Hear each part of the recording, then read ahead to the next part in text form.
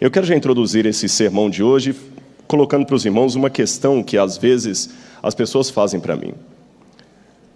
Pastor, você tem dúvidas? Espera-se que um teólogo não tenha dúvidas. Várias vezes as pessoas perguntam isso. Vocês que estudam teologia, que dão aula de teologia, vocês têm dúvidas? Tem alguma dúvida da Bíblia, coisas assim? Irmãos, deixe-me confessar para vocês nesta manhã que, em primeiro lugar, há dois tipos de dúvida. Há aquela dúvida de fé, que é uma dúvida mais existencial, e existe a dúvida doutrinária, questões da Bíblia que para nós não estão claras ainda. Eu confesso perante a igreja que os dois tipos de dúvidas sempre se encontram à minha disposição e sempre me assaltam.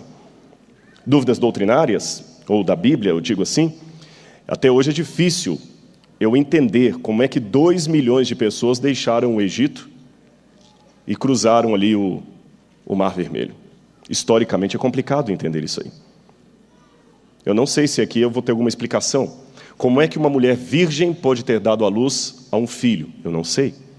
Mas isto não é o suficiente para me fazer duvidar da seriedade da Bíblia, porque a Bíblia tem muitos elementos que confirmam a sua origem divina, histórica, e eu não preciso agora ter todos os detalhes esclarecidos para crer nesse livro ou descrer dele. Entendem a questão?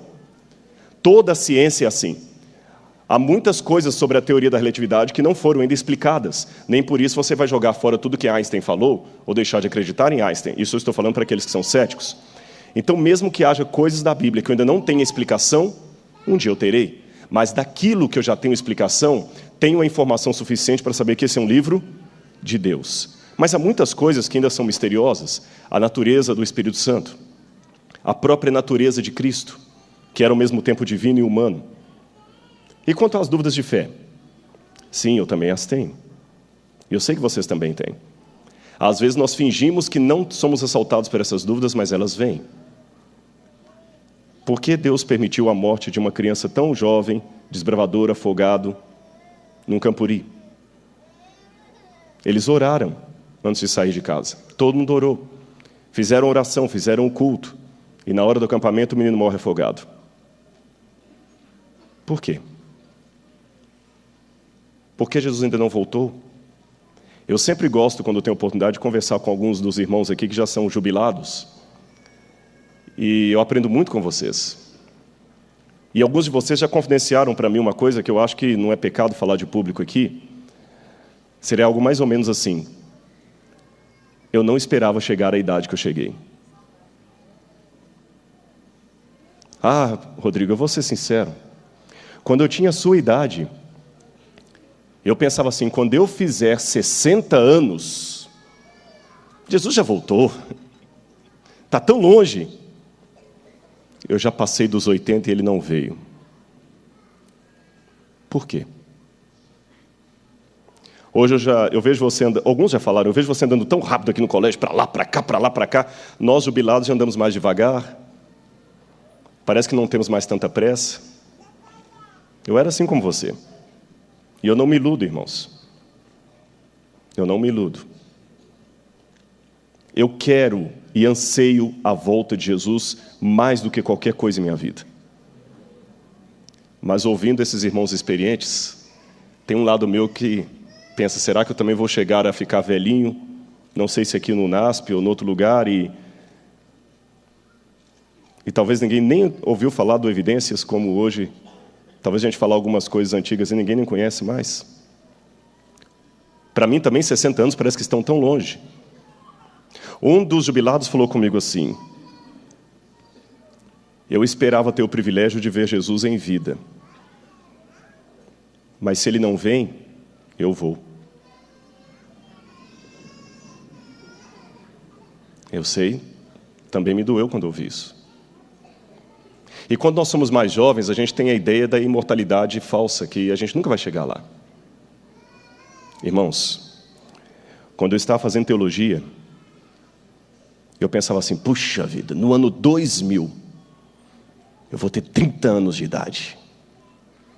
Parecia um negócio assim, tão absurdamente distante. Nós já estamos em 2013. 2013. Crianças que eu vi apresentadas na igreja, apresentadas, igual essa bebezinha foi apresentada aqui hoje, hoje é professor aqui do UNASP, professor Thales. E ele não voltou. E quanto tempo mais vamos esperar, irmãos? Será que o meu cabelo também vai ficar branco? E ele não vai voltar? E eu me pergunto, Senhor, até quando? E quando uma tragédia acontece, aí a pergunta fica mais redobrada. E você que está em casa também, faz essa pergunta. Quando recebe a notícia de um câncer, quando recebe a notícia que um filho morreu, onde é que está a promessa dele? E quando a Patrícia estava cantando aqui, eu fiquei pensando na letra dessa música, fiquei pensando, ele é fiel? Como dizer para alguém que ele é fiel quando teve a casa assaltada, uma filha estuprada? Eu quero tratar desse problema hoje, porque talvez eu estou falando nessa manhã para alguém que está justamente com esses assaltos.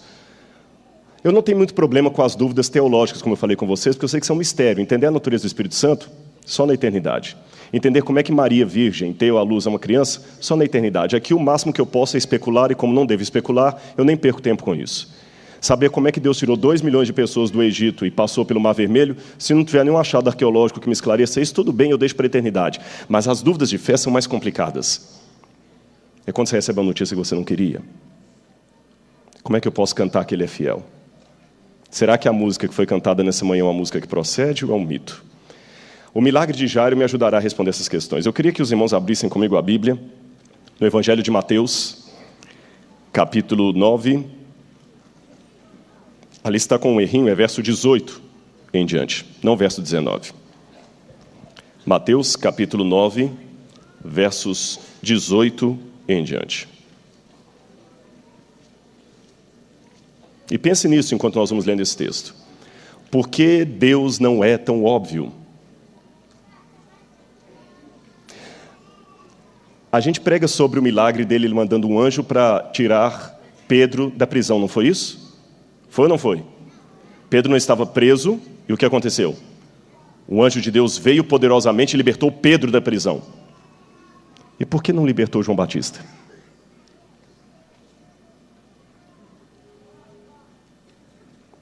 Por que Pedro foi liberto e João Batista não? O que é que faltou? Mais oração?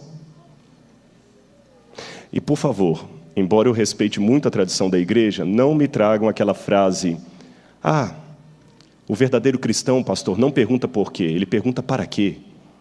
Não, irmãos, o verdadeiro humano pergunta por quê. Senão Jesus não era um verdadeiro cristão, porque na cruz ele perguntou, por que me desamparaste? Você tem o direito de perguntar. Por que, Senhor? Por que o Senhor não é tão óbvio? Por que o Senhor não é tão lógico como eu esperava? Milagre de Jairo. Mateus capítulo 9, verso 18 em diante. Na versão de Mateus está assim. Enquanto estas coisas lhes dizia, eis que um chefe, aproximando-se, o adorou e disse, minha filha faleceu agora mesmo, mas vem, impõe a mão sobre ela e viverá. E Jesus, levantando-se, o seguia, e também os seus discípulos. E eis que uma mulher que durante 12 anos vinha padecendo de uma hemorragia, veio por detrás dele e lhe tocou na orla da veste, porque dizia consigo mesma, se eu apenas lhe tocar na veste, ficarei curada. E Jesus, voltando e vendo-a, disse, tem bom ânimo. Tem bom ânimo, filha. A tua fé te salvou. E desde aquele instante, a mulher ficou sã. Tendo Jesus chegado à casa do chefe, e vendo os tocadores de flauta e o povo em alvoroço, disse, retirai-vos, porque ela não está morta, mas dorme. E riram-se dele. Mas afastado o povo, entrou Jesus, tomou a menina pela mão e ela se levantou. E a fama desse acontecimento ocorreu por toda aquela terra. Fique com sua Bíblia aberta. Por favor, fique com a Bíblia aberta que nós vamos meditar hoje neste texto. Mas para dar o contexto, eu queria mostrar para vocês um pouquinho onde tudo isso aconteceu. Qual o contexto histórico dessa passagem da Bíblia? Onde ela aconteceu, em que época aconteceu, o que aquele costume da época pode nos ajudar a entender este episódio da Bíblia. Coloca o próximo slide, por favor. Aí está o mapa da Judeia e da Galileia, o mapa de Israel dos tempos de Jesus. Como eu não estou com o controle aqui, porque às vezes falha, eu vou pedir a ajuda do pessoal para mudar lá as fotos quando eu pedir. Para você decorar o mapa onde tudo isso aconteceu é fácil, não é muito mistério. Israel é uma terra pequena, só para vocês terem uma noção, a distância hoje do Líbano até o Egito, pegando de norte a sul, é mais ou menos 450, 470 quilômetros de Israel. Se você pegar Israel aqui do oceano, do mar Mediterrâneo, até a fronteira com a Jordânia, você tem uns 120, 130 quilômetros.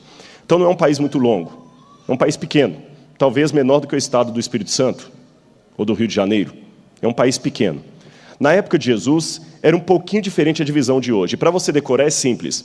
Vocês estão vendo ali no mapa uma primeira seta azul que eu coloquei ali em cima, viram? Não tem um lago pequeno ali? Aquele é o Mar da Galileia.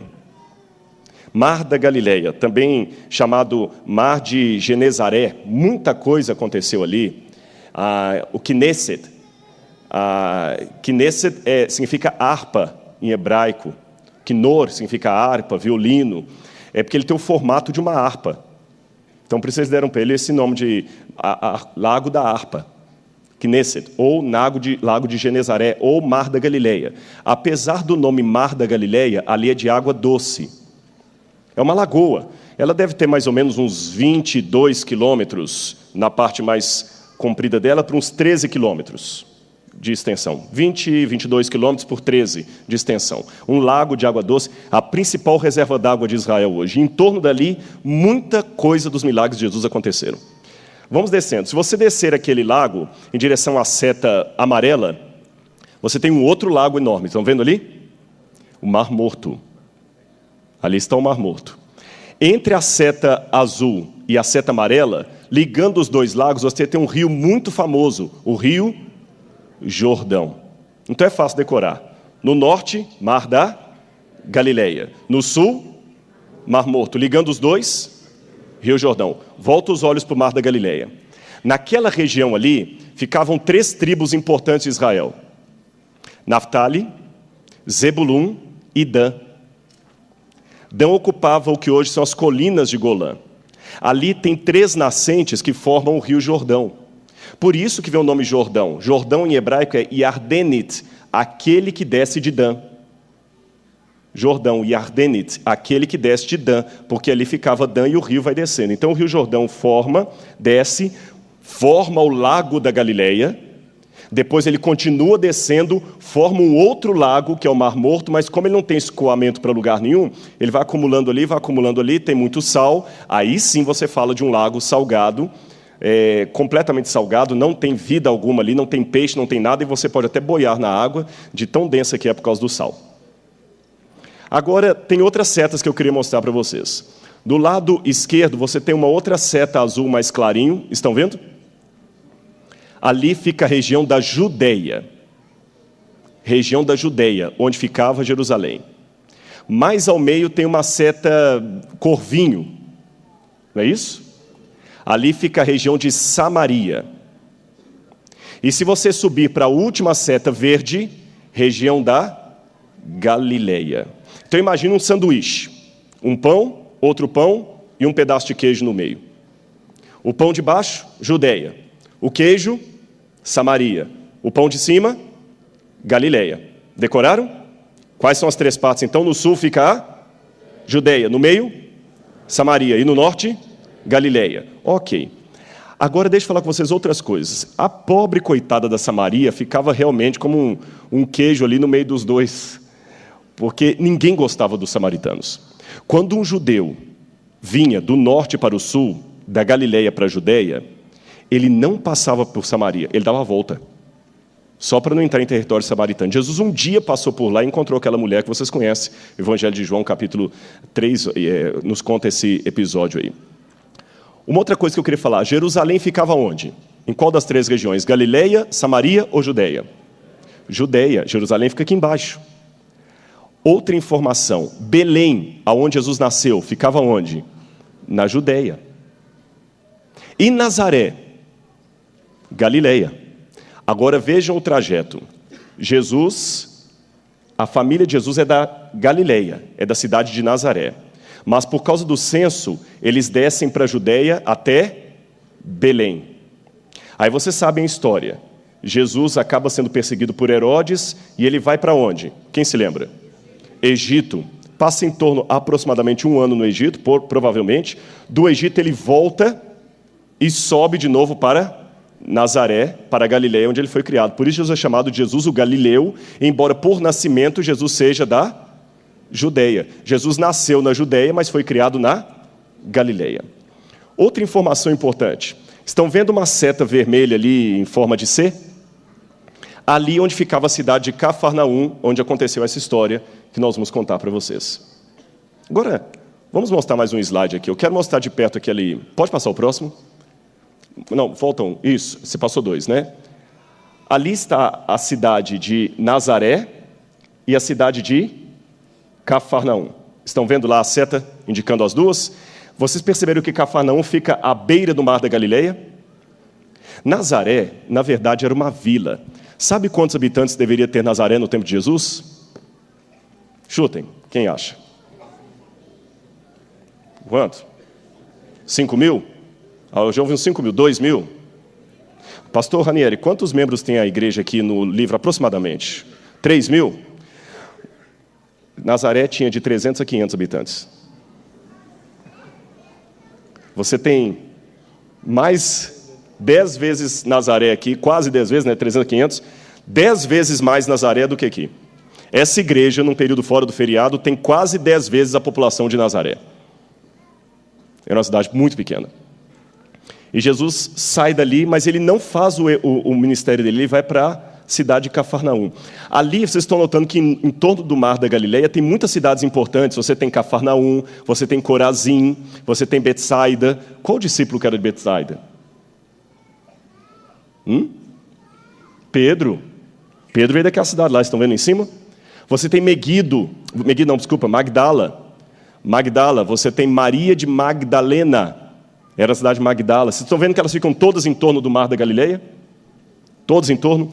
Por isso, muitas vezes no Evangelho, Jesus sempre entra no barco, atravessa o mar, que na verdade não é mar, é o lago, volta para o barco, atravessa. Muitos milagres, muitos episódios acontecem em torno do mar da Galileia. Aliás, irmãos, foram 3 anos e meio de ministério de Jesus, certo? Desses 3 anos e meio, pelo menos de 2 anos e meio a 3 foram ali. Jesus deve ter morado uma parte aqui na Judeia, vou explicar por quê daqui a pouquinho. Mas a maior parte dos milagres de Jesus, do ministério dele, foi em torno desse lago aí. Eu me surpreendi quando estudei isso a primeira vez, porque a gente tem uma ideia que Jesus saiu vagando pelo mundo, igual um peregrino que esteve na Europa, que esteve em Roma, que esteve na... Ele só ficou ali. A maior parte do ministério de Jesus foi ali. Jesus viveu uma vida, geograficamente falando, confinado a um ambiente talvez menor do que a distância que nós temos entre Arthur Nogueira e Cosmópolis. Desculpa, Paulínia. Um pouco mais à frente, Paulínia. Jesus viveu a vida dele em torno de um ambiente pequeno assim. Tímido, né? Tímido a princípio. Mas Deus começa com coisas pequenas. Querem ver algumas coisas importantes que aconteceram ali? Por exemplo, foi ali no mar da Galileia que ele ensinou o Sermão da Montanha. Foi ali que ele ensinou. Vocês estão vendo do outro lado ali, logo abaixo de Cafarnaum, tem uma cidade chamada Genezaré. Vocês conseguem ler? Conseguem ver? Genezaré. Ali, tanto é que o lago é chamado Lago de Genezaré também. Ali era a parte fértil da região. Toda a parte fértil ficava ali. Ali que era o lugar onde tinha maior riqueza. O povo que morava naquele entorno ali era considerado judeu de 2ª categoria. Eles apelidavam esse povo de Am Haaretz, o povo da terra. Brigas internas, sabe? Sabe aquele... Igual tem adventista do 7º dia e adventista do curso livre, né? Aqueles assim que não vão muito, às vezes não... Era aquele povo ali. Era um judaísmo mais liberal. A Judeia era mais conservadora. Os fariseus, a maior parte deles ficavam na Judeia. Os saduceus, na Judeia. O templo, Jerusalém, na Judeia. As peregrinações religiosas da Páscoa, por exemplo, da Festa dos Tabernáculos, todo mundo subia para Jerusalém. Aliás, a importância de Jerusalém é tão grande que, apesar deles estarem vindo do norte para o sul, nunca diziam, desçamos, sempre subamos para Jerusalém. E ali ficava o povo mesclado. Há um estudo que mostra que muitos judeus ali da Galileia não estavam nem praticando mais a circuncisão. Era um povo realmente assim, que precisava de mais apoio. Era aquele distrito que um pastor que se fosse chamado para lá, sabia que a associação tinha um desafio para ele acima do normal. E eu fico me perguntando, por que Jesus começou o ministério dele ali? Justamente naquele lugar. Ali ele deu muitos ensinamentos, irmãos. Ali que ele andou sobre as águas. Abra a Bíblia comigo. Eu não sei se é o próximo slide aí. Mostra o próximo, por favor. Mateus, capítulo 4, verso 12. Mateus, capítulo 4, verso 12. Vamos recapitular uma coisa antes de ler o texto aqui. Quais são as 3 regiões que a gente deveria decorar ali? Judeia, Samaria e Galileia. Judeia ficava onde? Sul. Samaria, no meio. E no norte, Galileia. Eu esqueci de mencionar uma coisa. Volta o slide anterior, por gentileza. Vocês estão vendo do lado direito de vocês, chamado Decápolis. Ali, outra coisa que, se a fama da Galileia já não era espiritualmente as melhores, isso piorava. Por quê? Ali ficavam cidades pagãs das mais promíscuas e terríveis que você pode imaginar. Gadara, Gerasa. E um judeu piedoso nem andava por aquelas terras. Vocês estão vendo que elas estão do outro lado do lago? Vocês estão vendo que elas estão do outro lado? Ninguém queria saber dali. Para piorar, do outro lado aqui do Jordão, você tinha a cidade de Tiberíades, que também era uma cidade romana, era um polo romano assim, que tinha termas, e quando eu falo termas aqui, entenda num sentido romano assim, meio promíscuo, muito paganismo. Os romanos gostavam de colocar aqueles balneários ali. Era um lugar assim que um judeu religioso não ia se sentir muito bem, porque o ambiente não ajudava muito. E nesse lugar de Decápolis, me chama a atenção que Jesus, um dia, contrariando o senso comum, foi parar lá. Eu falei que um judeu religioso conservador não ia muito fazer, não tinha o que fazer lá. Você se lembra o que aconteceu quando Jesus foi parar lá? Ele expulsou demônio. Um evangelista fala que era um, outro fala que eram 2. E aconteceu um episódio, quando ele expulsou o demônio do menino lá, o que aconteceu lá? Que o demônio fez um pedido a Jesus, qual foi? Manda-nos aos porcos. E os porcos se precipitaram. Só explicando uma coisa para os irmãos, esses porcos que mencionam ali não são os porcos que nós conhecemos hoje. Era um porco selvagem, mais parecido com o javali. É imundo também, é animal imundo para consumo, é proibido em Levítico. Mas não é esse porco que você conhece hoje, é um porco mais selvagem. Ele parece mais da família do javali. É esse tipo de porcos que o demônio entrou e se precipitaram ali. Agora vocês verem, os judeus tinham toda uma lei de alimentação que nem tocar em nada impuro podia. E vizinho do outro lado lá, aquele pessoal com porcos ali.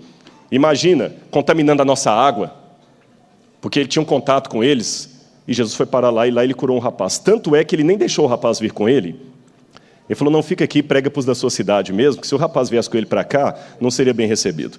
Por isso que ele deixou o rapaz curado ficar lá. Voltemos para o outro texto. Mateus capítulo 4, versos 12 em diante. Jesus então nasceu em Belém, mas foi criado na cidade de Nazaré. Só que, irmãos, o Evangelho me dá a entender que Jesus teve tanta rejeição em Nazaré, tanta, que ele praticamente foi expulso de lá. Ele sai de Nazaré e vem morar na Judeia. Provavelmente, Jesus ficou morando na Judeia entre 6 meses a 1 ano. Foi nesse período que ele estava morando na Judeia que ele foi batizado por João Batista, que João Batista batizava na Judeia, ali no Rio Jordão. Foi nessa época que Jesus estava ali, que um dia Jesus passou, e João Batista o viu passando e falou o seguinte, eis o Cordeiro de Deus que tira o pecado do mundo. E virou para 2 discípulos dele e falou assim, estão vendo aquele homem lá? Sigam-no. E o Evangelho de João me diz que quando eles foram a Jesus, eles fizeram uma pergunta para Jesus. Aonde o Senhor mora? Então Jesus estava morando ali na Judeia. Então Jesus já tinha largado Nazaré e já estava morando na Judeia. Só que o Evangelho de Mateus me diz assim, capítulo 4, verso 12, ouvindo, porém, Jesus que João fora preso, retirou-se para a Galileia. Então eu aprendo que ele saiu de Nazaré, foi para a Judéia, morou um tempo lá, não sei aonde que ele morou, talvez perto do Jordão, porque ele ficava passando e vendo João Batista pregar. Já pensou quantas vezes Jesus sentou e ficou ouvindo João Batista pregar quietinho? Que lição de humildade. Enquanto não começou a hora do ministério dele, ele não se manifestou. Ele até parecia um discípulo de João. Mas quando João foi preso, aí ele começou o ministério dele. Ele já tinha alguns discípulos e ele volta para Galileia. É nessa volta para Galileia que tem o milagre das bodas de Caná, que eram parentes de Jesus, que estavam casando. Provavelmente eram parentes de Jesus. E aonde será que Jesus foi morar quando ele vai para Galileia? Antes de Cafarnaum, dá a entender que ele ia para Nazaré. Era a cidade dele. Ele não foi direto para Cafarnaum, ele foi para Nazaré. Olha o que diz o texto. Ouvindo, porém, Jesus que João fora preso, retirou-se para Galileia. E, deixando Nazaré, foi morar em Cafarnaum, situada à beira-mar, nos confins de Zebulum, para que se cumprisse o que fora dito por intermédio do profeta Isaías: terra de Zebulum, terra de Naftali, caminho do mar. Entendem por que caminho do mar? Além do Jordão, que ficava lá em cima, Galileia dos gentios. Vocês conseguem entender essa expressão aqui, que já era usada em Isaías? Galileia dos gentios. Aquilo ali nem pode falar que é terra nossa, não. O povo que jazia em trevas viu grande luz, o Amhaaretz, o povo da terra. E aos que viviam na região da sombra da morte, resplandeceu-lhes a luz. Daí por diante passou Jesus a pregar e a dizer: arrependei-vos, porque está próximo o reino de Deus. Interessante que ele escolheu o pior lugar do ponto de vista humano. Agora, deixando Nazaré, deixa eu falar com os irmãos uma coisinha do grego. Quando eu leio em grego essa expressão deixando Nazaré, algo me chama a atenção. Ali tem um verbo assim, kalipon. Quando a gente ensina grego, a gente ensina que o verbo para deixar, soltar, desamarrar é o verbo lio. É o verbo mais comum. Lio, ele deixou, ele soltou. Apolio, ele despediu. Mas quando você coloca esse verbo, lipon, significa abandonar, ir embora. E quando você coloca lipon com apolipon, com esse apó antes, sabe o que significa? Tchau, não vou deixar saudade, ir embora de qualquer jeito, ser expulso. Então, no original grego, dá uma ênfase que a tradução às vezes não mostra. Esse deixando Nazaré não é a mesma coisa de hoje, depois de terminar o sermão. Pois é, aí o pastor Ranieri, deixando a igreja, foi para casa almoçar. Não é esse deixando. Aqui no grego, dá a entender que Jesus foi obrigado a sair dali. Não foi uma saída normal de cumprimentar os irmãos na porta da igreja e falar até semana que vem. Foi uma saída litigiosa. Quantos habitantes tinha a cidade de Nazaré? 300 a 500. Se aqui todo mundo, apesar de ser uma igreja grande, como o pastor Ranieri falou, a gente praticamente, todo mundo de vista conhece todo mundo. Uma história, imagina ali. E antes disso teve um episódio que ele foi lá realmente em Nazaré tentar pregar numa sinagoga. E o que aconteceu?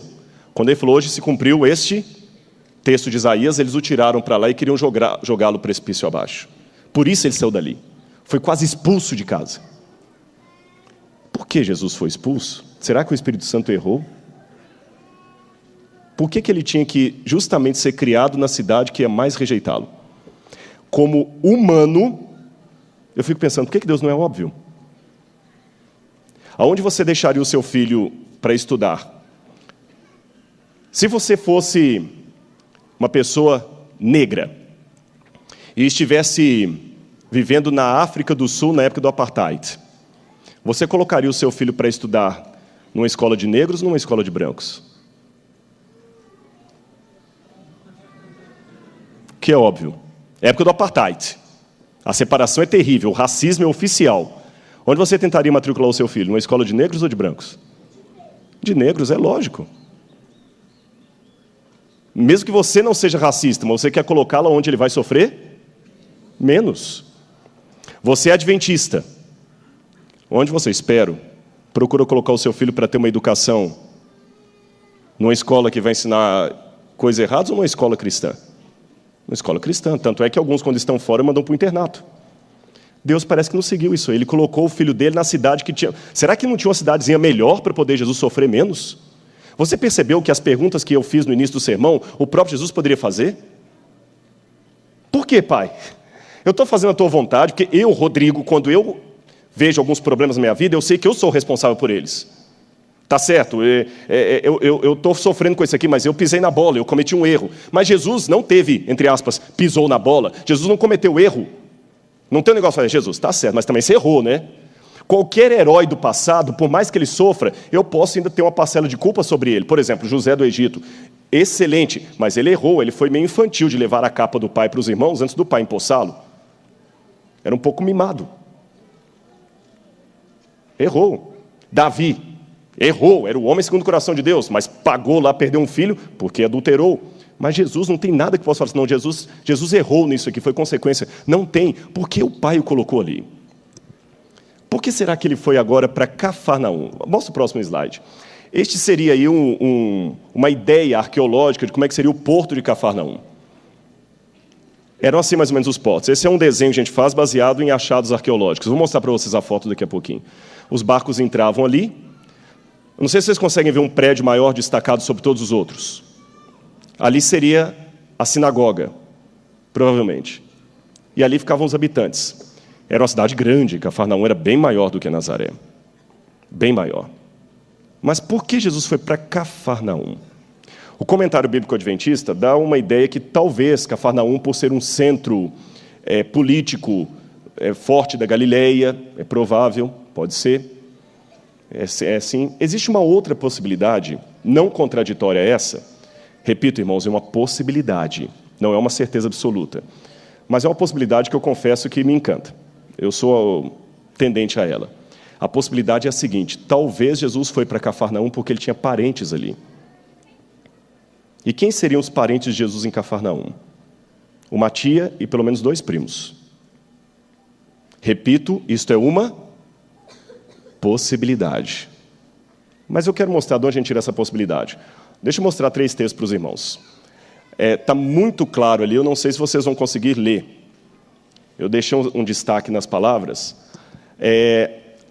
Quando menciona na Bíblia os 3 episódios de Jesus crucificado, o primeiro texto de Marcos diz assim: também ali na cruz estavam algumas mulheres.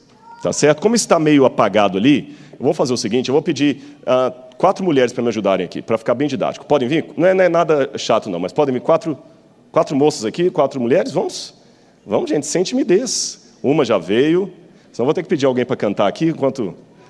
Pode vir, por gentileza. 4, é só para facilitar. 3, só preciso de mais uma. Pode vir aqui à frente. Fiquem tranquilos que eu não vou constranger vocês. Fazer um quarteto, viu? Mais uma. Quem vai ver? Tá vendo? Tá vendo? Ótimo. Senão eu ia chegar no ombro de algum e falar assim, quem se sentir tocada, venha. Já que está um pouco apagado ali, não volta por gentileza o anterior. Assim, você colocou tudo claro. Ótimo, muito obrigado, te agradeço. Ajudem-me porque vocês estão conseguindo ler melhor do que eu.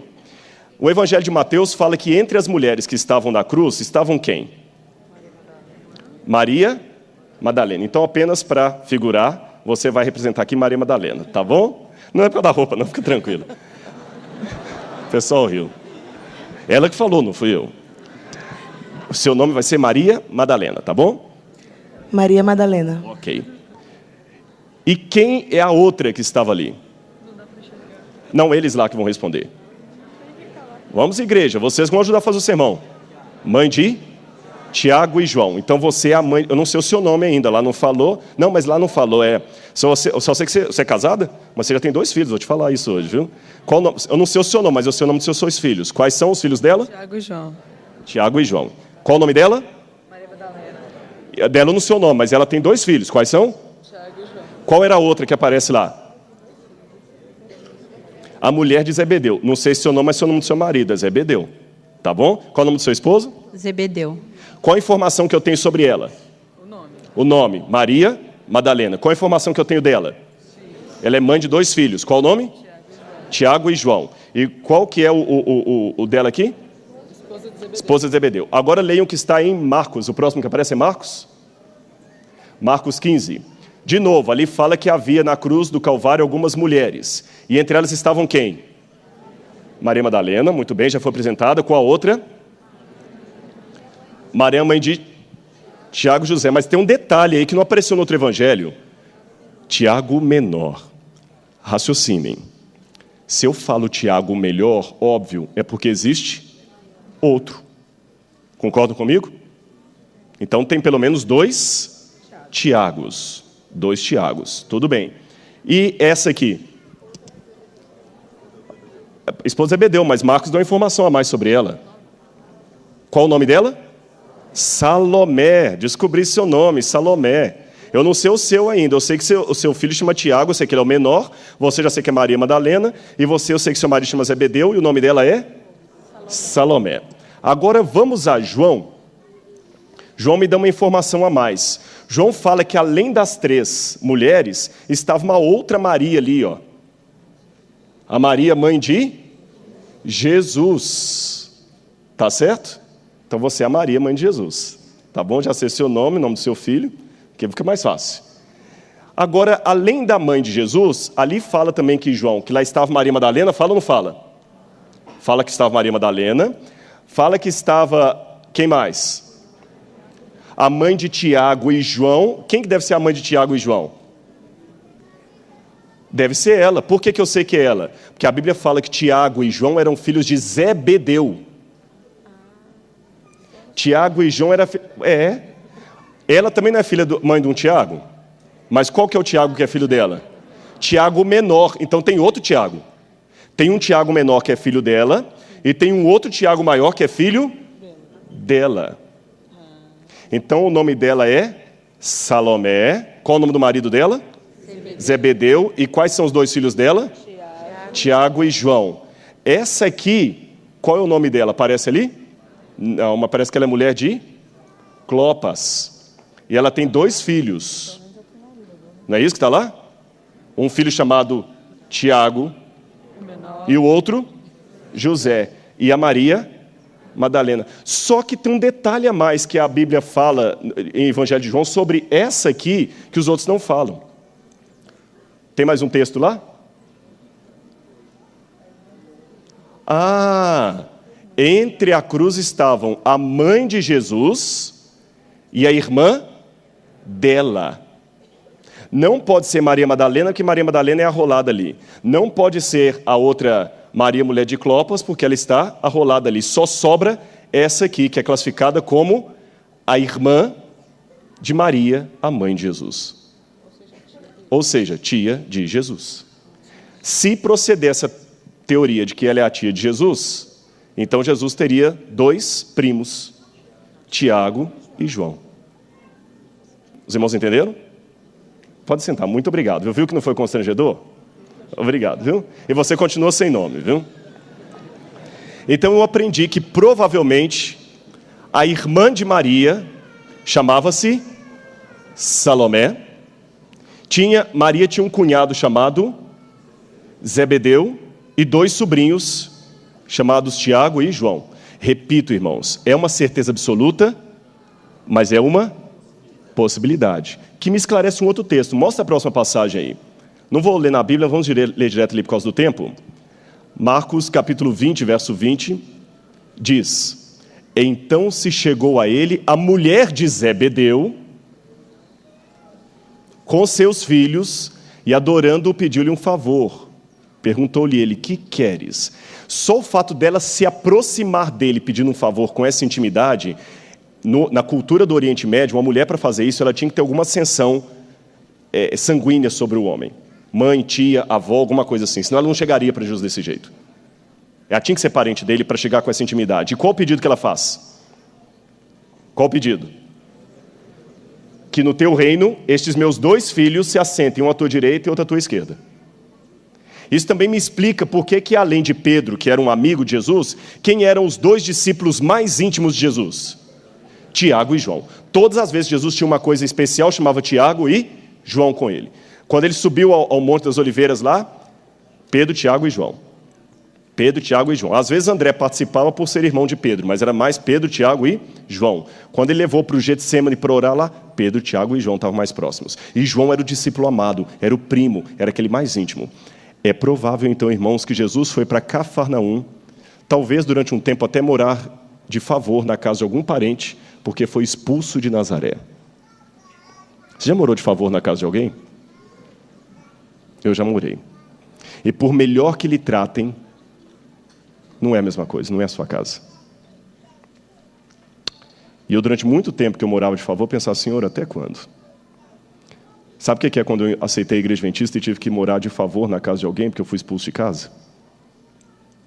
Eu me lembro disso, lembro claramente. Eu via na igreja, e por isso eu até vou dar um conselho aqui. Embora eu não seja pai, por um lado isso me coloca numa vantagem, que eu posso falar para alguns jovens sem sentimento envolvido, entende? Eu não estou fazendo discurso pronto do seu pai. Os jovens que estão aqui na igreja, olhem para mim agora. Valorizem o fato de você ter um pai e uma mãe adventista, viu? Eu sei que alguns pais, às vezes, não cumprem com o evangelho, não é isso que eu estou discutindo, não é isso. Mas você não sabe o que é o privilégio de ter um pai se esforçando para pagar o colégio para você. Um pai se matando.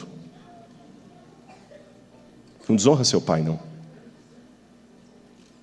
Só o dia que você perder isso, ou não tiver como eu não tive, aí que você vai entender por que eu estou apelando tão veementemente para você honrar o seu pai. A sua mãe que fica de madrugada orando por você, você está na balada, brincando com sua salvação. Não brinca, não. Tá bom? Não brinque. Antes que venham os maus dias e você olhe para trás e fale assim, o que eu fiz da minha vida? Jesus tinha muito motivo para questionar. Expulso de casa, de favor na casa de parentes. Talvez ele foi morar depois de um tempo na casa de Pedro, porque a casa de Pedro era uma casa talvez que alugava. Eu vou explicar por que isso. Mostra o próximo slide. Aqui tem uma vista aérea de Cafarnaum. E eu quero mostrar para vocês 3 coisas. Estão vendo a primeira seta cor verde aqui no fundo? Ali são restos de umas casas que ficavam nos fundos da sinagoga. Provavelmente ali ficava a casa do chefe da sinagoga que foi pedir um milagre para Jesus. A seta vermelha mostra os restos de uma sinagoga encontrada em Cafarnaum. Esta não é a sinagoga em que Jesus esteve. Essa construção aí é depois do tempo de Jesus, mas essa sinagoga está construída exatamente em cima da sinagoga do tempo de Jesus, entenderam? Então eu posso dizer, ali era a sinagoga aonde Jesus passou vários sábados.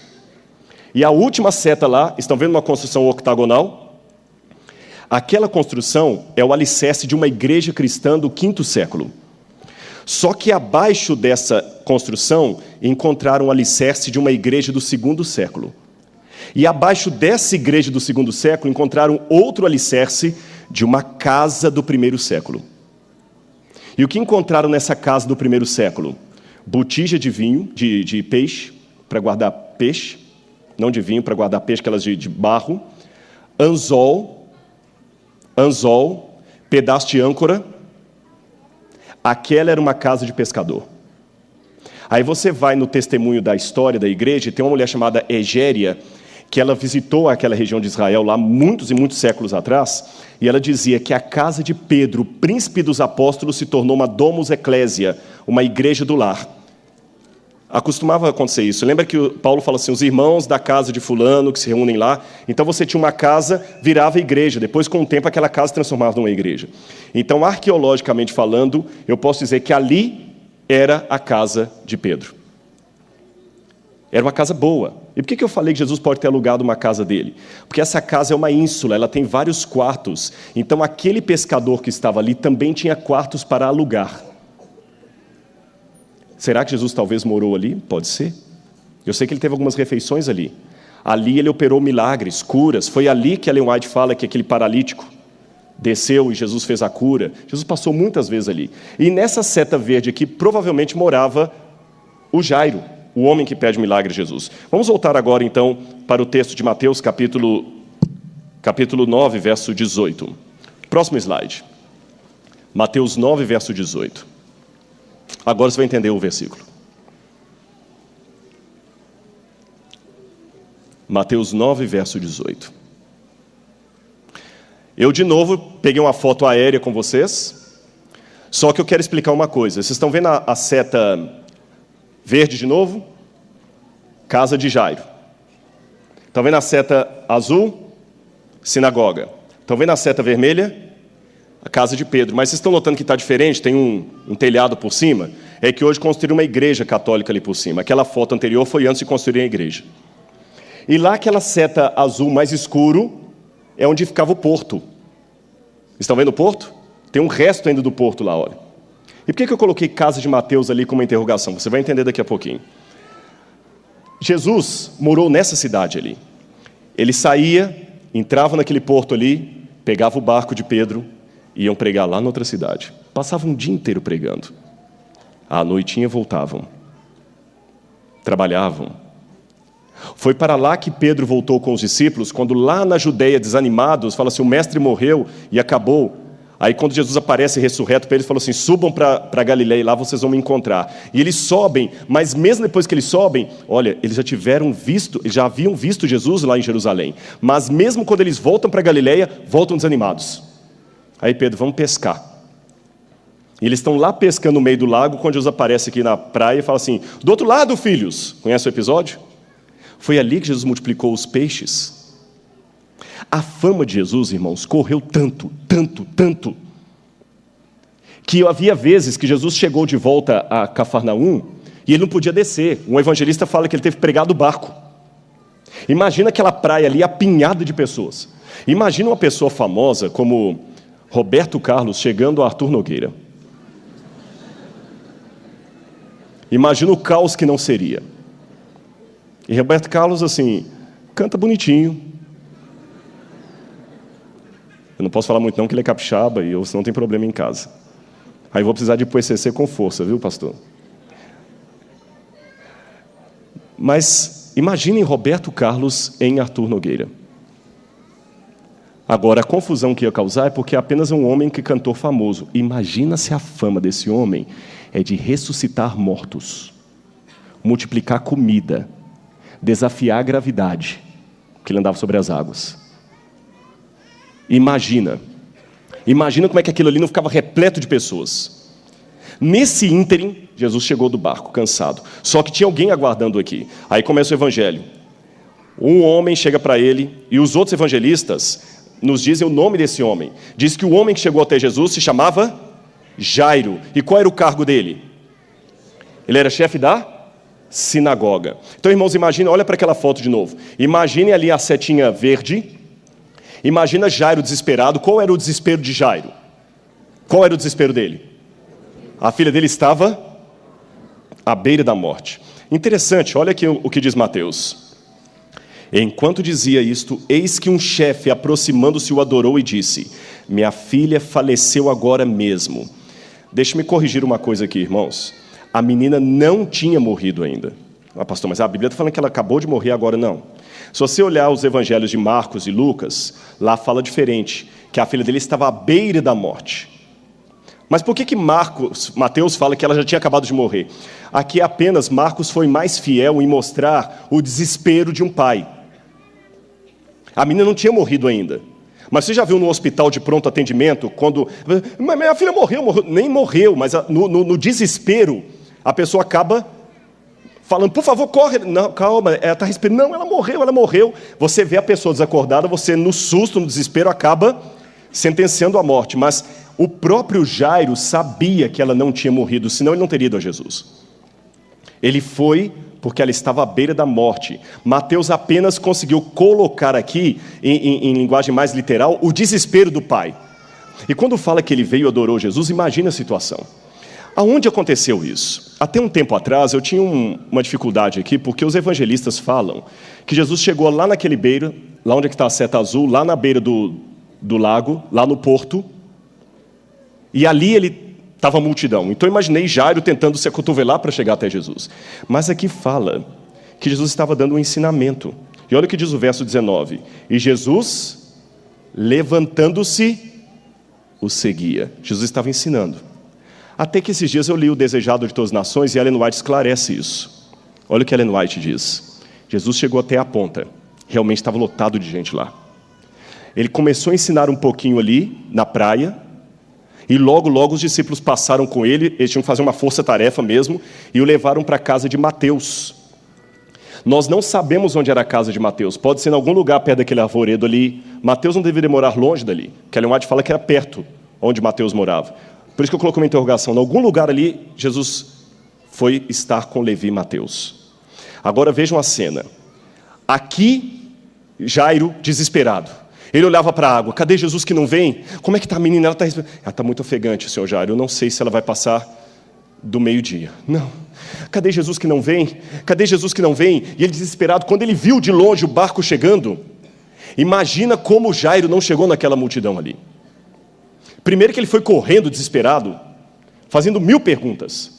Puxa, eu sou o chefe da sinagoga. Eu estou aqui para ajudar essa igreja. Talvez ele seria até amigo de Jesus. Todas as cidades aqui repudiaram Jesus. Eu deixei ele pregar na sinagoga. Eu deixei ele falar aqui. Eu fui simpático a ele. Embora na casa de Levi e Mateus, Ellen White fala que o povo ficou em dúvida. Por que Jesus foi tão generoso com o Jairo? Havia uma disputa ali também. Mas ele deve ter questionado, minha filhinha, quantos anos a menina tinha? Os outros evangelistas me contam, ela tinha 12 anos. Por que, Senhor? Lembram das perguntas que eu fiz no início desse sermão?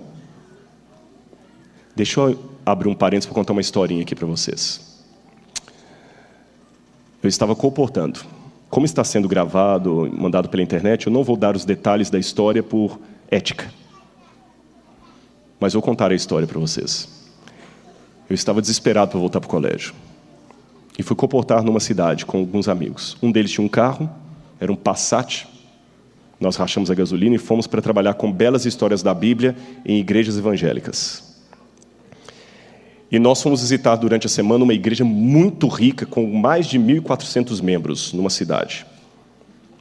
Deputados frequentavam ali, gente famosa.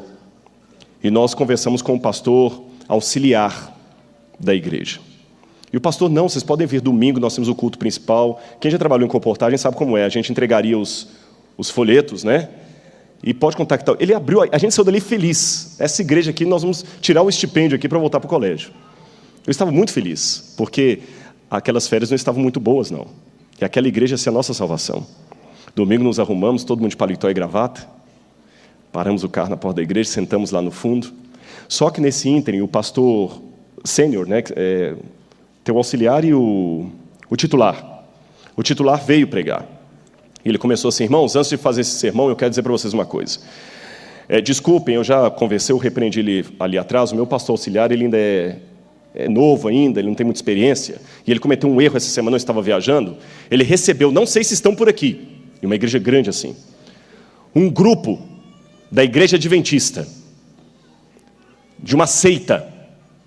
Esse pessoal, irmãos, eu falo com vocês, eles têm uma profetisa chamada Ellen White, que eles colocam no lugar da Bíblia, eles são fanáticos, eles são legalistas, eles acham que tem que guardar a lei para ser salvo. Esse pessoal é do diabo, e se eles estiverem aqui no nosso meio, e a gente já tinha no início do culto dado... Podem rir, hoje também eu rio, mas naquele dia foi triste. Ele falou. Eu abaixava no banco assim, a gente olhava para a cara um do outro, mas o homem falou. Ele gastou quase 30% do tempo do sermão detonando a igreja adventista e recomendando aos irmãos a não comprarem nada de Casa Publicadora Brasileira. Ele levou até alguns livros lá. E naquela hora eu fiz uma oração. Talvez como pedido de Jairo aqui, né? Salvaguardadas as devidas proporções. Falei, Senhor, eu tenho uma semana para voltar para o colégio. Eu não quero trancar meu curso de teologia. Eu estudei no IAN. Senhor, em nome de Jesus, irmãos, olha, nos meus 42 anos de idade, aquela foi uma das orações mais fervorosas que eu já fiz da minha vida. Em nome de Jesus, manda agora um castigo nesse homem, Pai. Senhor, Ele não está falando de mim, Ele está falando da Tua igreja, Ele está falando da obra da comportagem. É o diabo que está tomando conta desse homem, Pai. O Senhor sabe que eu sou sincero, eu sou fiel. Se a igreja adventista é a tua igreja, Senhor, por favor, Pai, responde agora. Faz alguma coisa, Senhor, em nome de Jesus. Mas eu abri o olho com tanta fé, que quando eu abri o olho, aconteceu o seguinte. Chegou um auxiliar daquele pastor e cochichou alguma coisa no ouvido dele e fez um semblante assim, de, puxa, irmãos, desculpa, eu tenho que interromper o que você estava falando aqui. Eu falei, amém. E só esperei a tacada. Ele falou assim, irmãos, desculpa, eu fui interrompido aqui agora, até é bom que eu paro com esse assunto mesmo, para entrar no sermão, que aconteceu uma coisa muito chata.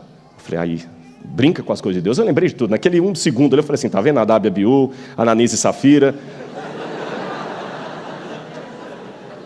Mas vejam o que aquele homem falou. Irmãos, tivemos um assalto nesse exato momento. Um carro foi assaltado aqui na porta da igreja. Eu falei, é o dele. Os bandidos levaram e acabaram de avisar que o carro está quebrado lá fora. É um Passat com placa de Cândido Salles. Era o carro que a gente estava com ele. Saímos os 4 teologandos para fora. Um não era teologando, os outros 3 eram. Hoje são pastores aí no Brasil. Saímos os 4 para ver na porta da igreja aquela lá. Alguém bateu, ventarola que aqueles Passatos tinham, quebrou ali, abriu a porta. Um colega, a gente estava mudando de uma campanha de um lugar para outro, tinha mala lá, tinha roupa espalhada pelo calçado, até gravata, paletó. Um lá mais vaidoso tinha um secador de cabelo que estava no chão lá na frente. Bíblia, olha, eu fui achar a bela história da Bíblia rasgada, a gente ainda teve prejuízo ainda, porque estragou algumas que estavam ali, e o prejuízo foi grande. Vocês querem saber como é que essa história termina?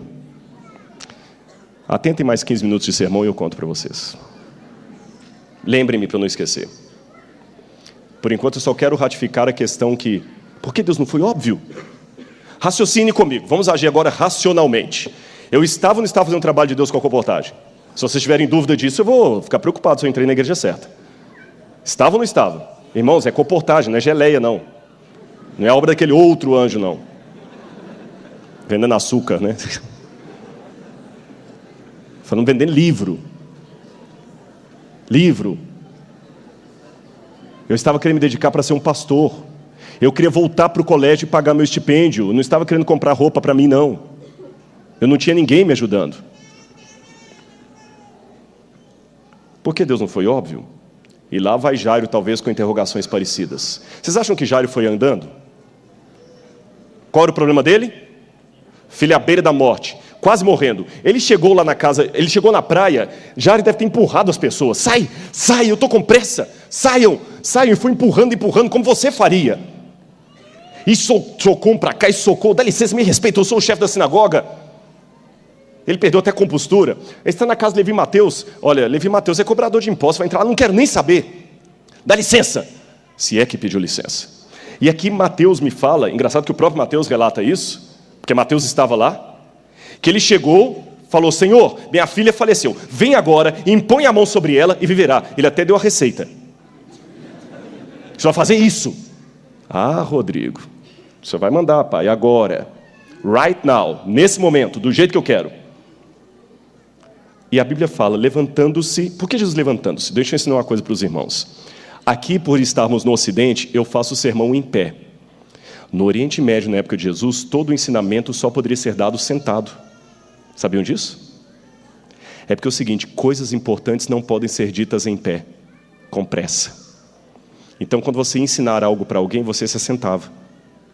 Por isso Jesus falou da cadeira de Moisés, aqueles que se sentam na cadeira de Moisés. Vendo Jesus as multidões, subiu ao monte, como se assentasse. Ele não assentou porque estava cansado, não. Se eu estivesse no Oriente Médio naquele tempo, eu leria a palavra de Deus em pé, mas na hora de explicar eu faria sentado. É o costume. Então Jesus estava ensinando. Jesus levantou e o seguia. Nos outros evangelhos, dá a entender, quando você olha no grego, Jesus foi seguindo... pastor, você me ajuda aqui, por gentileza? Não é nada constrangedor, não? Ele é Jairo tentando puxar Jesus. Vai lá. Vai lá, Jesus está indo. É isso aqui, literalmente. Tá, calma, eu estou indo. Obrigado, viu, pastor? Sério, vocês riram, mas isso que eu fiz com o pastor aqui é mais ou menos o que Jesus fez com Jairo. Desculpa, a pressa é sua, não é minha. A pressa é sua, a sua filha, tá? Não é a minha. Foi isso que ele fez. Já imaginou você puxando? Pensa, pastor, a Renata. Desculpa a comparação, eu quero ser forte aqui para dar vivacidade à Bíblia. A Renata se acidenta, você está sem o carro na sua casa, você liga para mim. Rodrigo, por favor, me ajuda a levar a Renata agora para o... Tá bom, pastor, vamos lá. E eu vou bem devagarzinho, andando a 30 por hora. Só assim, Rodrigo, desculpa, o carro não é meu, mas deixa eu dirigir esse negócio aí. É a situação de Jairo. Por que Jesus foi tão moroso? Para piorar. A multidão ali, Jesus para no meio do caminho. E os outros evangelistas são mais completos do que Mateus, eles dão mais detalhes. Por que Jesus parou? Tinha uma mulher doente, com fluxo de sangue. Quantos anos aquela mulher sofria daquela hemorragia? Você se lembra? 12 anos. Eu tenho médicos aqui comigo. Aquilo, pelo que eu li em alguns comentaristas, eu não sou médico, deveria ser alguma irregularidade menstrual que provocava naquela mulher mais fluxo de sangue do que devia e falta de regularidades. Ela menstruava numa época, noutra, e hoje não teria muito problema com isso aí. Talvez hoje, a medicina hoje não teria muito problema, mas para a época teria, não só em termos médicos, mas como em termos espirituais. Porque a mulher com fluxo de sangue era impura.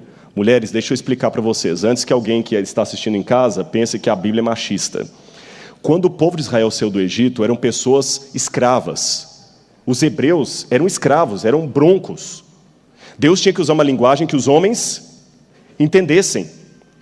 A mulher naquela época, no meio do deserto, sem água, em abundância, menstruada, com maridos não muito cavalheiros educados. Lembram? Eles eram escravos. O que Deus fez? Olha, proteger a mulher. Mulher menstruada tem impura. Tem que ser afastada do arraial para ficar junto ali só com outras. Era uma maneira de proteger a dignidade da mulher. Só que com o passar do tempo, tiraram isso fora de contexto e qualquer mulher menstruada estava impura. Era uma maneira de proteger a mulher, para o marido não encostar nela com TPM, não encostar nela com cólica menstrual. Sério, vocês estão rindo, era uma maneira da época de Deus proteger a dignidade da mulher. Só que isso se tornou numa lei o seguinte, a mulher menstruada é uma leprosa. Só o fato dela vir a Jesus sem o marido, pela cultura da época, ela já tinha sido abandonada ou era viúva. Uma mulher casada não viria de livre espontânea, ela tinha que ser abandonada ou viúva. Então o marido já tinha andado embora, tinha dado carta de divórcio ou morrera. E ela sozinha, não podia ir à sinagoga, não podia ir ao templo, não podia participar das festas religiosas, ninguém gostava de ficar com ela. E ela veio no meio da multidão ali. E a Bíblia fala que ela fez o quê? Posso o próximo slide, por favor? O que a Bíblia fala que ela fez? Vamos ler aqui na Bíblia, verso 20. Eis que uma mulher que durante 12 anos vinha padecendo de uma hemorragia, veio por detrás dele e lhe tocou aonde? Como está na sua Bíblia? Na orla da veste. Essa expressão, a orla da veste, é o seguinte. Tzitzit é um nome hebraico que se dá para essas cordinhas. Estão vendo essa foto aí? Isso é um judeu andando nas ruas de Jerusalém. Vocês estão vendo que ele está andando com uma camisa branca e tem umas cordinhas ali penduradas? Essas cordinhas é o que Jesus deveria ter na época. Se você ler o livro de Números, lá no livro de Números, capítulo 15, se eu não me engano, acho que é o capítulo 15, de Números, lá fala que os judeus deveriam ter essas cordinhas religiosos amarrados na sua capa para mostrar que eles eram um povo diferente, que faziam oração. Então até hoje os judeus têm. Quando ele faz oração, ele coloca ali. Estão vendo ali o pano que ele coloca por baixo? Estão vendo mais 3 fotos lá? Um menininho aqui também, com as cordinhas. Então até hoje os judeus têm essa prática de usar essas cordinhas. Quando você vê um judeu religioso, ortodoxo, orando no Muro das Lamentações, ou mesmo andando de ônibus, ele está com aquelas cordinhas. Ele dá uns nós ali, das orações, de o recitar. Jesus então era religioso. Ela chegou no meio da multidão, imagina, bem baixinho, porque senão eles iam empurrá-la dali, eles não tinham muito. E ela esticou a mão para tocar naquela cordinha ali. Ela falou assim, pelo menos eu tocar aqui eu vou ser curada. Imediatamente ela foi curada. Jesus para e pergunta assim, escuta, olha ela tocando. Quem me tocou? De novo a pergunta do início do sermão. Senhor, por que o Senhor não é óbvio? Senhor, com todo respeito, mestre. Que pergunta tola. O Senhor é o Messias. Que pergunta... Todo mundo está te acotovelando aqui, a multidão, eu só estou vendo quem te tocou. Eu imagino, a Bíblia não diz isso no espírito de profecia, mas eu posso imaginar, que até Pedro, por ser mais afoito, deve falar assim, por favor, tem piedade de Jairo. E Jairo é assim, alguém te tocou, vamos embora. Não, calma. Calma que eu quero ver quem me tocou. Todo mundo ali ficou desesperado. A multidão, pensando, puxa, por que ele parou? Jairo falando assim, puxa vida, minha filha está morrendo, e ele para. Pedro e os discípulos também sem entenderem. E a mulher falando, pronto, agora que ele vai acabar comigo. Porque um homem religioso, se tocasse numa mulher menstruada, ele ficaria impuro. Jesus era religioso. Ela o contaminou. Pelas leis levíticas, ela o contaminou. Pelas leis cerimoniais. E aí? E quando eles viram que ele olhou para ela, ela falou, foi descoberta. Aí eles entenderam a situação. Ele é mestre mesmo. Ele percebeu que aquela mulher que tem o problema do fluxo de sangue aqui tocou nele. Ele agora vai dar uma... De novo, Jesus não foi óbvio. Ele deu a resposta que ninguém estava esperando. Ele falou assim, olha, filha, a tua fé te salvou. A tua fé te salvou. Interessante isso. Por que Deus não é tão óbvio? Nesse meio tempo, os outros evangelistas me contam o que aconteceu. Mateus não dá muitos detalhes, mas os outros sim. Nesse meio tempo chega o óbvio. A menina morreu. Quantos anos aquela mulher sofria de fluxo de sangue? 12. Quantos anos a menina tinha? Pergunto a vocês, para quem já sofre há 12 anos, eu sei que você quer se livrar da doença, mas se eu falar o seguinte, você vai ser curado, espera só 1 hora. É muito pedido? Você está 12 anos sofrendo. Eu falo assim, eu vou te curar. Espera só 1 hora a mais. Quem esperou 12 anos, 1 hora a mais não faz diferença. Mas para a menina que estava à beira da morte, 1 minuto fazia diferença. E Jesus parou. Chegou e falou, Jairo, eu estava te procurando, não interrompe mais o mestre, não me incomode não, sua filha morreu. De novo o Senhor não foi óbvio. Pastor, vou te mostrar como é que foi agora a situação, só por gentileza. Lembra a ilustração que eu fiz com o pastor no início? Que o pastor me puxava e eu ficava reticente? Agora, pelo que dá a entender na Bíblia, Jesus levou a Jairo. Dá a entender que ele não queria mais ir. Ele falou, calma, agora eu que vou te levar, vem cá. Vamos lá para sua casa. Obrigado, pastor. Ele não queria ver a filha morta. Jesus que puxa. Vamos, agora é comigo. Irmãos, quem já teve a desdita de ter a perda de um ente querido vai entender o que eu vou dizer. Quando você recebe uma notícia assim, olha, está morrendo, está na UTI, você ainda tem esperança. Você pede oração na igreja. Mas quando fala assim, morreu, desanima. Jesus tinha que esperar a menina morrer. Quando ele chega na casa de Jairo, mostra o próximo lá. Já estava lá o pessoal, as flautas. Ele fala, sai todo mundo daqui. Senhor, sai, ela dorme. E começaram a rir dele. Riram dele, eu também riria. De novo, Jesus não foi óbvio. A menina estava morta. Os médicos que havia ali disseram, ela morreu. Chega um carpinteiro e fala que está morta. Ele nem viu a menina. Imagina se fosse hoje. Desculpa, eu que sou médico, não vi a menina. Você que... Eu que sou médico, vi a menina, falo que ela está morta. Você que não é médico e nem viu, fala que ela está só dormindo. Você quer saber mais de medicina do que eu? Jairo, deixa eu subir lá. Entrou apenas Jesus, Jairo, a mãe da menina, e Pedro, Tiago e João. Desculpa, André, parece que André também foi. E aí Jesus vira e fala assim, menina, psiu, taleita, cumi. Menina, levanta. E naquele momento ela voltou à vida. E de novo Jesus falou algo nada lógico. Jairo, Senhor, minha filha voltou. Jairo, Senhor, Senhor, obrigado. Jairo, não conta para ninguém. Os outros evangelistas falam, Jesus falou para ele não contar para ninguém. Mas Mateus fala que a fama se espalhou. Eu acho que é a única ordem de Deus assim que ele não fica bravo da gente desatender, né? Não conta para ninguém. Como não? Mas Jairo deve ter perguntado, Senhor, por que o Senhor deixou passar esse susto? O Senhor podia ter curado a minha lá da praia. O Senhor não curou o servo do centurião? Lá da praia o Senhor podia ter curado. Aí Ellen White fala que a extremidade do homem é a oportunidade de Deus. Você está questionando a Deus?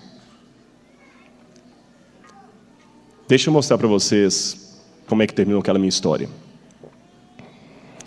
Sabe que aquela história aconteceu quando eu estava na coportagem, no 2º ano de teologia. Faça as contas. Isso foi em 1990.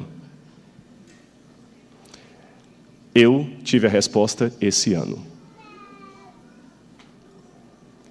Numa das andanças aí pelo Brasil, de novo, eu não vou dizer aonde nem o local, num congresso eu fui abordado, porque, não sei se os irmãos sabem, às vezes a gente prega em igrejas evangélicas também. E chegou um menino e eu acho bonito quando as crianças se interessam pelo Novo Tempo. Ele falou assim, eu gosto do seu programa. E a mãe veio, e uns 8 anos, 10 anos. E a mãe pediu para tirar uma foto com ele. Falou assim, olha, muito obrigado por tratar bem meu filho. Nós em casa todos assistimos o meu pai. Eu falei, que bom. E meu pai pediu para fazer uma coisa. A gente, até a sua pregação de Orion, tudo da internet a gente acompanha. Eu falei, que ótimo, louvado seja Deus. E ela falou assim, o meu pai era pastor da igreja X, na cidade X. Eu falei, Ela falou, mas nós tivemos um desentendimento lá com essa igreja e nós resolvemos fazer um ministério nosso. Você é adventista, mas eu não sei se você daria a honra de pregar para a gente um dia. Nós pagamos a passagem de avião para você vir, para pregar para a gente aqui um domingo, porque o meu pai vive copiando os seus sermões e outras coisas mais. Eu falei, tá, vamos trabalhar nisso sim. Eu vou pregar algum tempo desse aí, nesse lugar lá. Não vou falar qual, porque eu não quero identificar qual lugar. E num dos e-mails que eu estou trocando com a filha desse pastor, ela falou assim, você aceita almoçar conosco? Fique tranquilo que nós aqui, uma das coisas que nós aprendemos com os adventistas é que nós seguimos a prescrição levítica. Nós não comemos nada impuro aqui em casa. E eu vou pregar nessa igreja. E eles não sabem que aquele é o pastor que anos atrás me botou para correr. E que hoje assiste a Novo Tempo.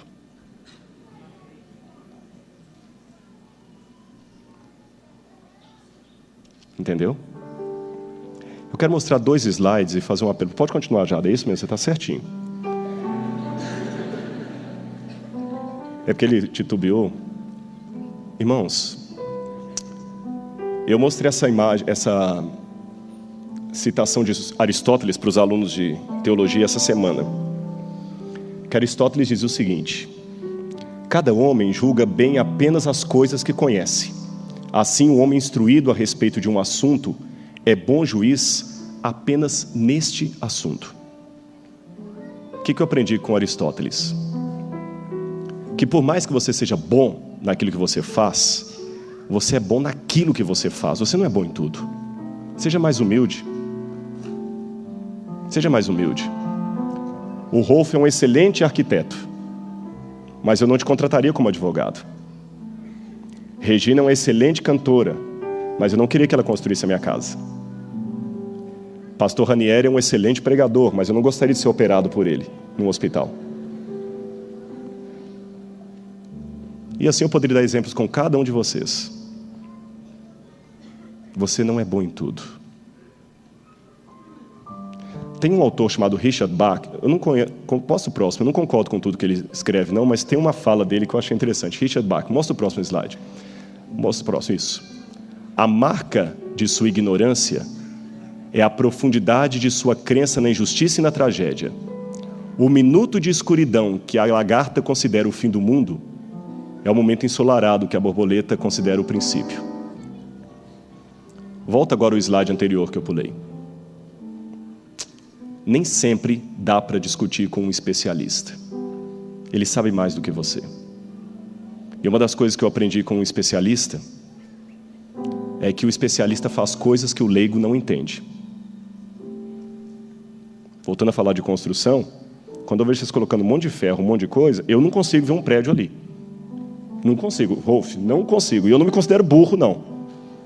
Mas eu não consigo. Até agora eu não estou conseguindo ver prédio nenhum onde coloca só vejo buraco. Mas ele já vê o prédio. Ele sabe mais do que eu. Quando um advogado me instrui e fala assim, não diga isso, mas por que não? Eu tenho... Não diga isso. Eu não sei porque o advogado está me dando aquela instrução, mas ele sabe melhor do que eu. Quando um médico me dá um conselho, eu não sei porque ele está falando aquilo, por que eu não posso? Quando às vezes eu vou lá no Dr. Paulo, no fisioterapia lá, eu falo, doutor, estou com a dor aqui, tá? Vou fazer a massagem aqui. Doutor, estou com a dor é aqui, ó. Mas a massagem eu tenho que fazer aqui embaixo. Eu, como leigo, eu falo, não estou entendendo. Se a dor está aqui, por que ele faz a massagem aqui? Ele sabe mais do que eu. Então não discuta com um especialista. Deus é o especialista maior. E se mesmo especialistas humanos cometem erros, Ele não erra. Então, em nome de Jesus, se a vida fosse um jogo de xadrez, aprenda que você está vendo apenas uma pedra jogando. Ele vê o tabuleiro inteiro. Ele vê todas as possibilidades. Então eu queria que a Patrícia viesse aqui cantar de novo aquela música que ela cantou. E eu quero que você pense bem agora nessa música, sabe? Tem um outro microfone que eu possa ficar usando ao mesmo tempo com ela? Tem? E eu pedi licença ao pastor Ranieri.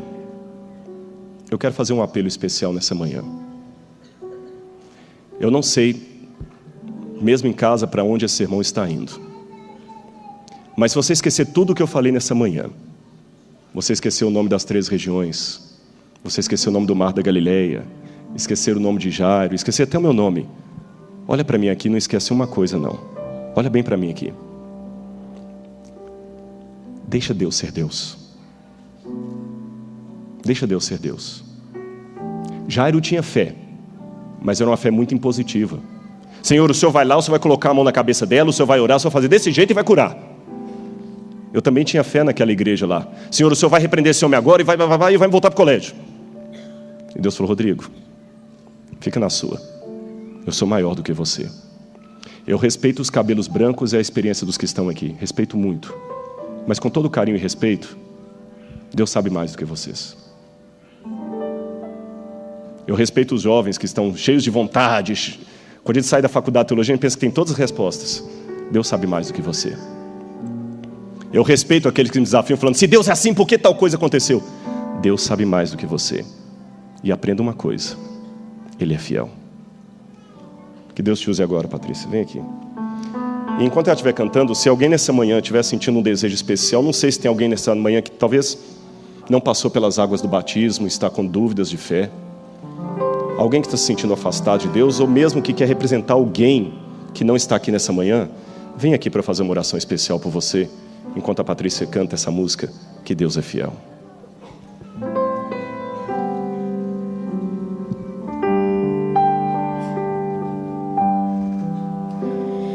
Em momentos de dor e através das lágrimas, há um Deus que é fiel a mim. Me questiono e na fé já falhei, mas Ele é fiel, fiel a mim. Pensa nisso, viu?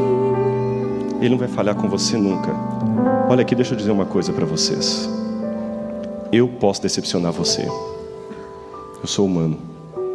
O pastor Ranieri pode decepcionar você. Todos os pastores podem. Sua mãe pode decepcionar você. Seu pai pode. Seu namorado. Mas ele nunca vai decepcionar você. Eu não tenho a resposta para todas as perguntas que vocês devem estar agora fazendo aí. Não tenho. Não tenho. Confesso que eu não tenho. Nem eu, nem qualquer professor de teologia.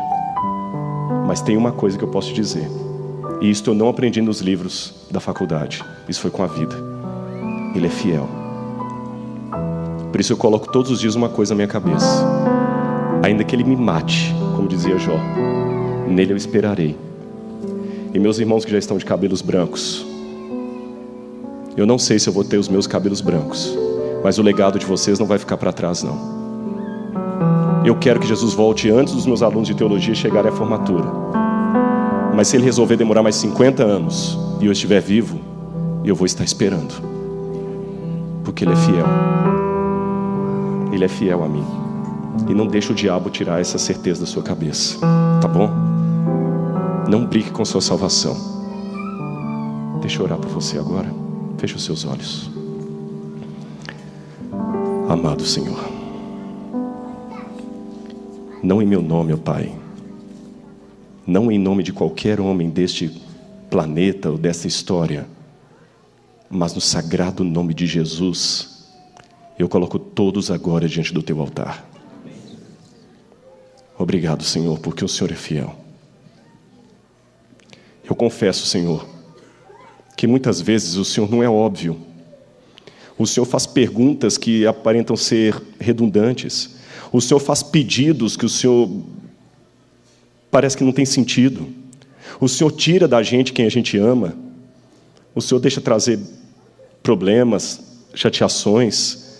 Muitas orações não são atendidas, outras demoram a vir, outras a gente não entende.